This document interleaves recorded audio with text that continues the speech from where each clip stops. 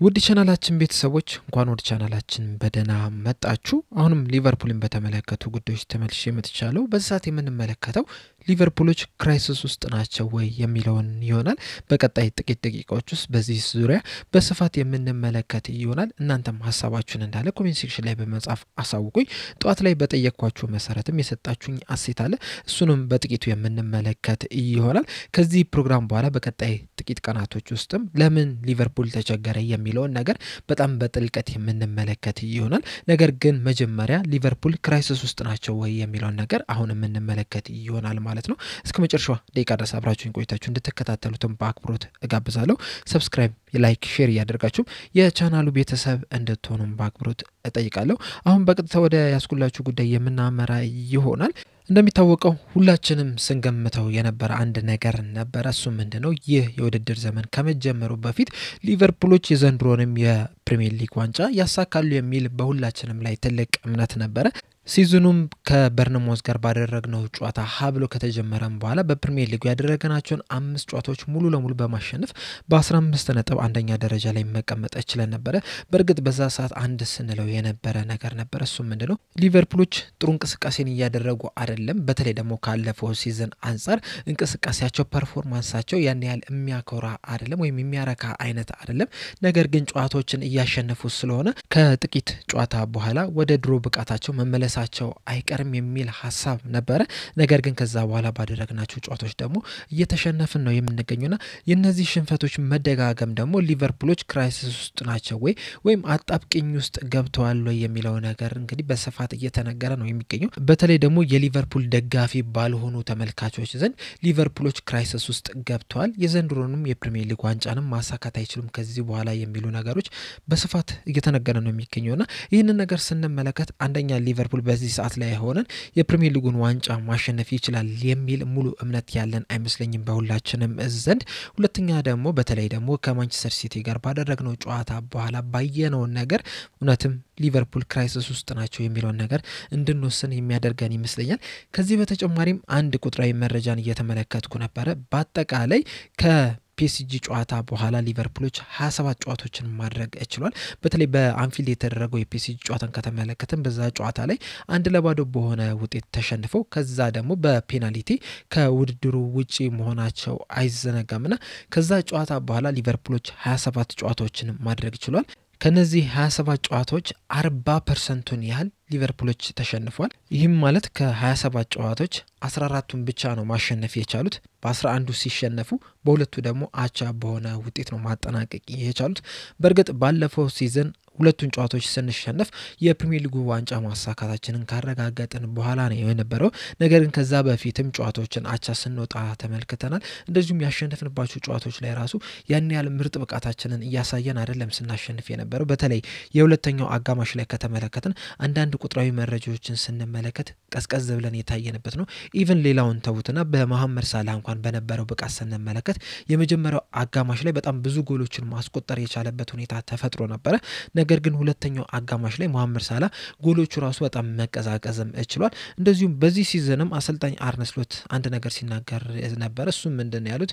ካለፈው ሲዝን ከሁለተኛው አጋማሽ ጀምሮ ቡድኖች እኛን በሚገጥሙበት ሰዓት ይዘውት የሚገቡት አቀራረብ ተመሳሳይ እየሆነ ነበር የሚል አስተያየትን ሰጥቷልና ዘንድሮም ያንን ነገር መመልከት ችለናል። በተለይ በፕሪሚየር ሊጉ ዘንድሮ 11 ጨዋታዎችን ማድረግ ችሏል። ከነዚህ 11 ጨዋታዎች 45%ን ያህል ተሸንፏል። ይህ ማለት 6ቱን ጨዋታ ሲያሸንፉ በ5ቱ ተሸንፏልና ይህንን ቁጥራዊ መረጃ ስንመለከት ደግሞ አንድ ፕሪሚየር ሊጉን ያሸንፋል ተብሎ ከሚጠበቅ ቡድን የሚገባ አይደለም። ምክንያቱም ከ11 ጨዋታ 5ቱን መሸነፍ ማለት በጣም ትልቅ ውርደት ነው። በተቃራኒው አርሰናልን ስንመለከተው እስካሁን ድረስ ባደረጋቸው የእንግሊዝ ፕሪሚየር ሊግ ጨዋታዎች አንድ ጨዋታ ብቻ ነው የተሸነፈው። እሱም በሊቨርፑል የተሸነፈበት ነው እንጂ ከማንቸስተር ሲቲ ጋርም አቻ ወጥቷል። ከሰንደርላንድ ጋርም አቻ በሆነ ውጤት ነው ማጠናቀቅ የቻለው።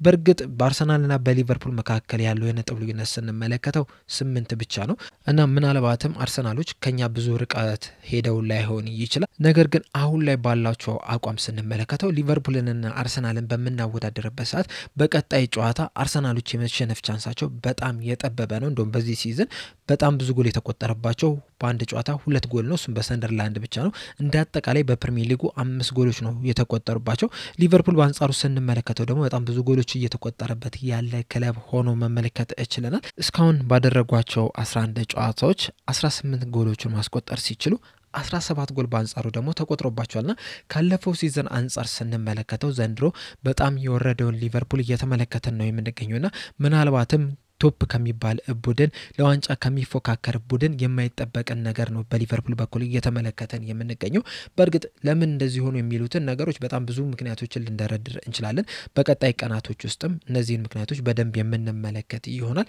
ነገር ግን በጣም አጣብቂኝ ውስጥ በጣም ክራይሲስ ውስጥ እንዳለን ግን መጀመሪያ ማረጋገጥ ያለብን ይመስለኛል ምክንያቱም ሊቨርፑል ከ11 ጨዋታዎች 5 ጨዋታ ተሸነፈ ማለት በጣም ከባድ ነው እንደዚሁም ደግሞ ካለፉት 10 ጨዋታዎች 7ቱን ተሸንፏል በሁሉም ውድድሮች ስንመለከትና ይህም ስናስበው ደግሞ በጣም የወረደ ነገር ነው እየተመለከተን የምንገኘውና እውነትም ክራይሲስ ውስጥ ገብተናል ማለት እንችላለን ለምንድነው ክራይሲስ ውስጥ የገባ ነው የሚለው ግን በጣም ብዙ ምክንያቶች ሊቀመጡ ይችላሉ አንዳንድ ሰዎች አርነ ስሎት ናቸው ተጠያቂ የሚሉ አሉ አንዳንድ ሰዎች ተጫዋቾቹ ናቸው የሚሉ አሉ እንደውነታው ግን ሁለቱም አካላቶች ተጠያቂ ይመስለኛል ተጫዋቾቹም ተጠያቂ ናቸው አሰልጣኙም ተጠያቂ ናቸውና ሊቨርፑሎች እንዴት ነው ከዚህ ቀውስ ውስጥ የሚወጡት የሚለው ነገር በጣም ትልቅ ጥያቄ ይመስለኛል ከዚህ በተጨማሪም በዚህ የውጤት ቀውስ ውስጥ እስከመቼ ነው የምንቀጥለው እንደዚሁም አሰልጣኙስ እስከመቼ ነው የሚቀጥሉት የሚለው ነገር ትልቅ ጥያቄ ነው በእርግጥ እስካሁን ድረስ ባደረግናቸው ጨዋታዎች ላይ ሁሉም ጨዋታዎች ላይ ሊቨርፑሎች መጥፎ ነበሩ ማለት አይደለም በተለይ በሪያል ማድሪድና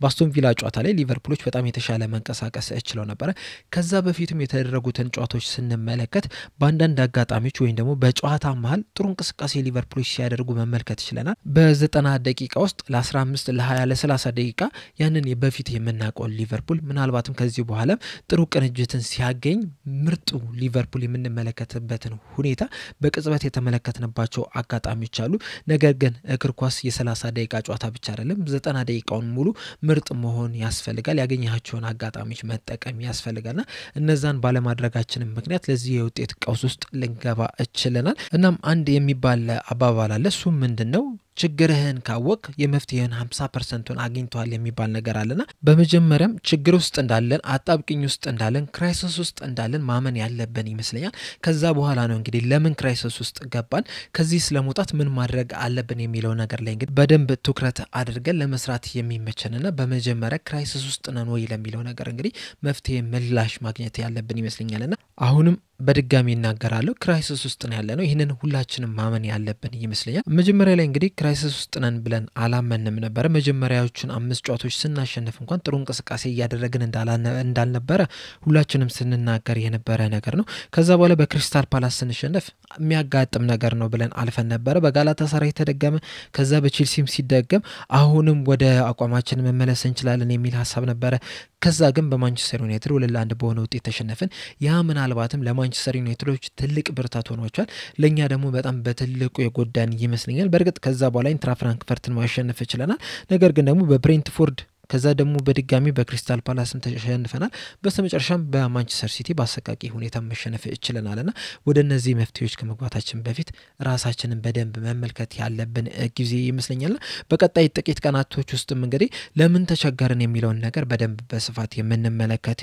ይሆናል እናንተም እንግዲህ በዚህ ዙሪያ የሰጣችሁት አስተያየት አለ እሱን ስንመለከት አዎ ችግር ውስጥ ነን ያለነው ክራይሲስ ውስጥ ነን ያለነው የሚል እንግዲህ በተደጋጋሚ እየሰማኑ ያየነው ያለው አስተያየት መሆን ይችላል ከዚህ በተጨማሪም ደግሞ አንዳንድ ሰዎች እንግዲህ አሰልጣኝ አርነ ስሎትን መባረር አለበት የሚል አስተያየትን እየሰጣችሁ ነው የሚገኙት በተለይ ደግሞ መሰረት በጻፈው መልእክት አዎ አሰልጣኙ መባረር አለበት ብሏል መስፍንም በተመሳሳይ መልእክቱ ምንድነው ያለው እንደኔ ሐሳብ አሰልጣኝ አርነ ስሎት ቡድኑን ማስተካከል ይችላል ብዬ አልገመትም ብሏል ከዚህ በተጨማሪም ኤልያስ በሰጠው አስተያየት አዎ በደንብ ክራይሲስ ውስጥ ገብተናል ምናልባትም ከ10 አመት በኋላ ያየነው መጥፎ አጀማመር ወይም ደግሞ መጥፎ እንቅስቃሴ ነው ያለን ይገኛል ከ10 አመት በፊት እንግዲህ በብሬንደን ሮጀርስ ወቅት የሆነ ሰዓት ላይ እንደዚሁ አጋጥሞ ነበር ከዛ በኋላ እንደሚታወቀው የርገን ክሎፕን መቅጠራቸው አይዘነጋም ከዛ በኋላ ሁሉም ነገሮች መቀየራቸውን ሁላችንም የምናውቀው ነገር ነው ከዚህ በተጨማሪ መዝሙር በሰጠው አስተያየት ደግሞ ስሎት በሎ ብሎክ መጫወትና በመልሶ ማጥቃት መጫወት ውጤት ለማምጣት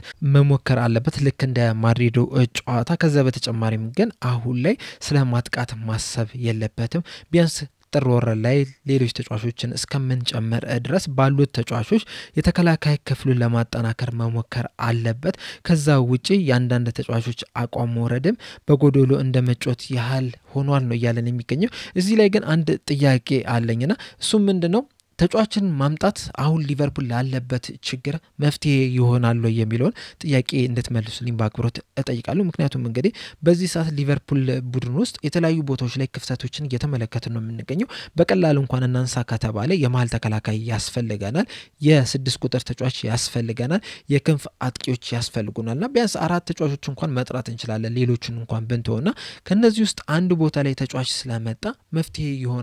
ምክንያቱም እንደ የስትራክቸርም ችግር አለና ለዛ ስትራክቸር ደግሞ ተጫዋች መቀየር ብቻ ለውጥ ያመጣል ወይ የሚለው ነገር ሐሳባችሁን እንዳለ ኮሜንት ሴክሽን ላይ በመጻፍ አሳውቁኝ።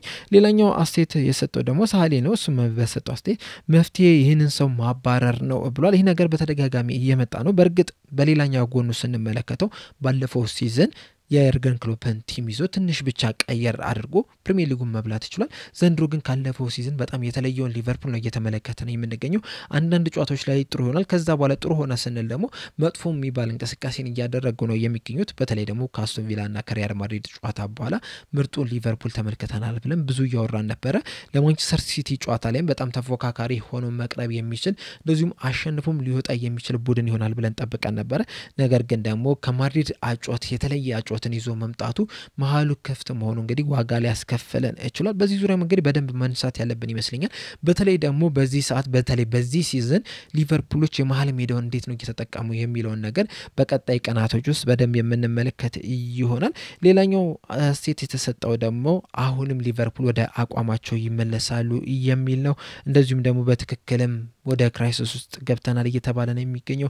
በተጨማሪም ኤልያስ በሰጠው አስተያየት በጣም በሚያስገርም ሁኔታ የለቀቅናቸው ተጫዋቾች በጣም ምርጥ ተጫዋቾች ነበሩና እነሱም መቆየት ነበረባቸው የሚል አስተያየትን ሰጥቷልና በዚህ ሰዓት የሊቨርፑል ደጋፊዎችን ስትመለከቱ እንግዲህ ሞር ወደ አሰልጣኝ አርነ ስሎት መባረር አለበት የሚል እያዘነበሉ እየመጡ ነው የሚገኙት እና በቀጣይ እንግዲህ 9 የሚደርሱ ጨዋታዎች የሊቨርፑል የአሰልጣኝ አርነ ስሎትን ቆይታ የሚወስኑ ይመስለኛል።